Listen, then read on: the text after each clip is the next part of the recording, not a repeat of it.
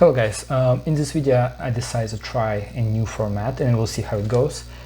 Please give me your feedbacks and let me know if you like it or not.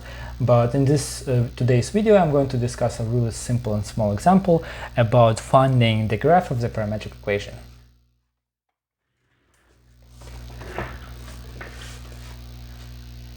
So in this video I want to do the following problem. I want to take the following parametric equation, which is given by x of t is equal to cosine t plus sine t,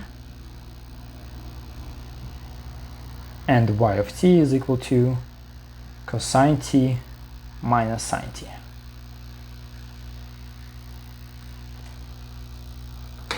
And for this parametric equation, what do I want to do? I just want to find the graph of this parametric equation. So as a first step, what you should do, you should observe that you have sign with plus and minus sign. So that's why as a first step, you can just add you can just add both equations to each other. So you can see that on the left hand side I'm going to have x of t plus y of t is equal to sine I'm going to cancel out, so I'm going to only left with 2 cosine t. So in order to simplify x of t and y of t, I'm going to just write x and y.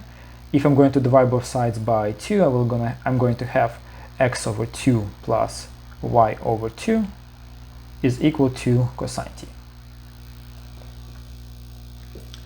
In the same way, I can get rid of cosine t if I'm going to take my second equation, multiply by -1, so we'll have negative y is equal to negative cosine t plus sine t.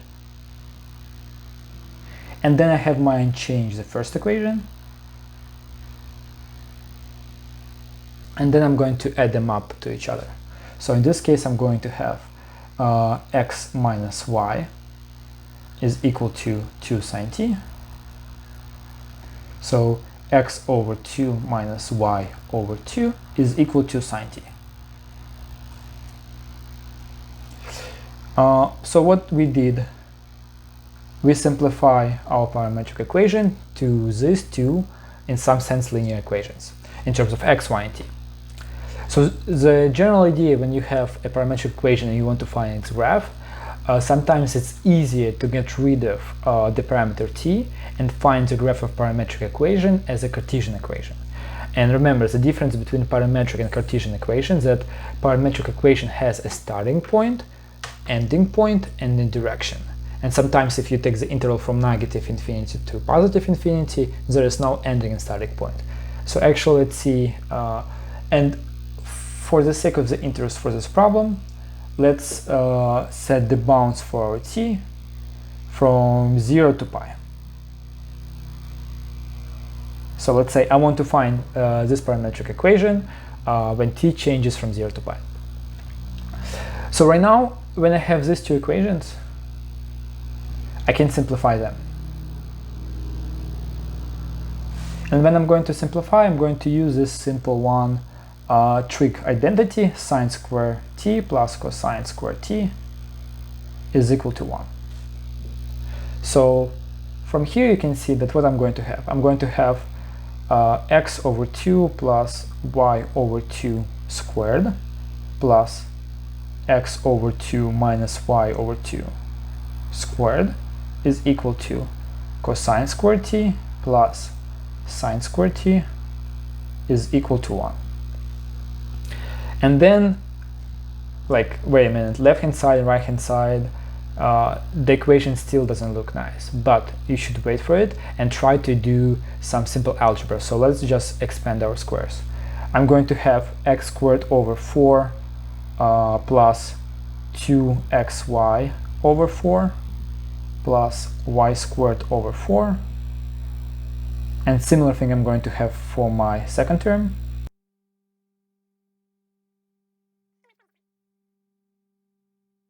But then we can see that this term over here and this term over here are exactly the same, with only different the second term with the minus sign. So that's why they're going to cancel out. So I'm going to left with only x squared and y squared. So if I'm going to simplify them, I'm going to get x squared over 2 plus y squared over 2 is equal to 1. Or if I multiply both sides by 2, I'm going to have x squared plus y squared is equal to 2. And this is exactly is going to be the Cartesian equation of this parametric equation. And remember, like how I got this x over 2, it's like x squared over 4 plus x squared over 4 is just equal to 2x squared over 4, so it equals to x squared over 2. So right now, let's sketch this equation. And remember, when we sketch in parametric equation, I recommend sketch first Cartesian equations by using dashed lines. So this means that I have a circle which is centered at the origin with a radius square root of 2. So let's say this is my radius of square root of 2. Then this is going to be my graph. But remember, for our parametric equation, we were giving that x is equal to cosine t plus sine t, and y is equal to cosine t minus sine t, and t is bounded between 0 and pi. So to sketch the parametric equation right now, I need to find my initial point.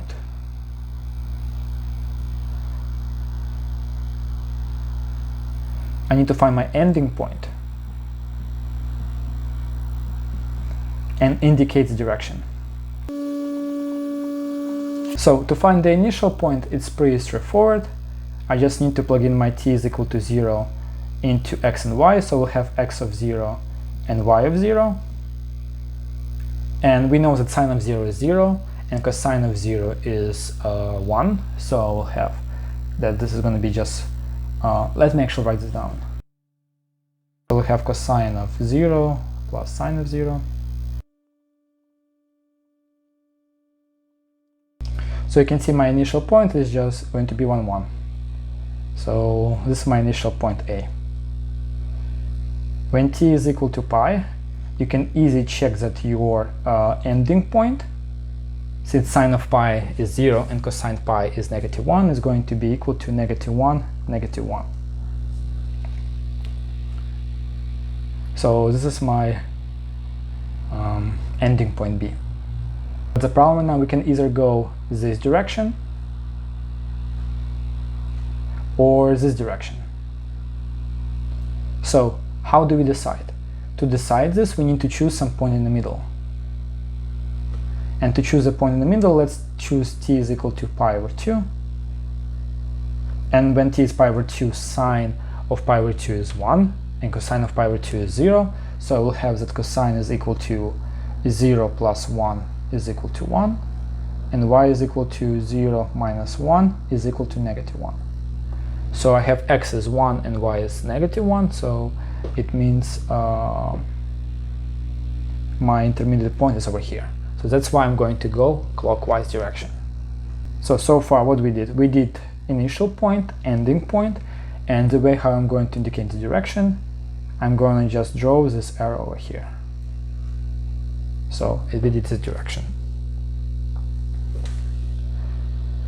So this parametric equation, the graph of this parametric equation is going to be basically a semicircle which is rotated by pi over 4 counterclockwise. Okay. Okay guys, thank you for watching. Please let me know if you like this video and this new format, and let me know if you have any questions. If you're not subscribed to my channel, please subscribe, and bye bye.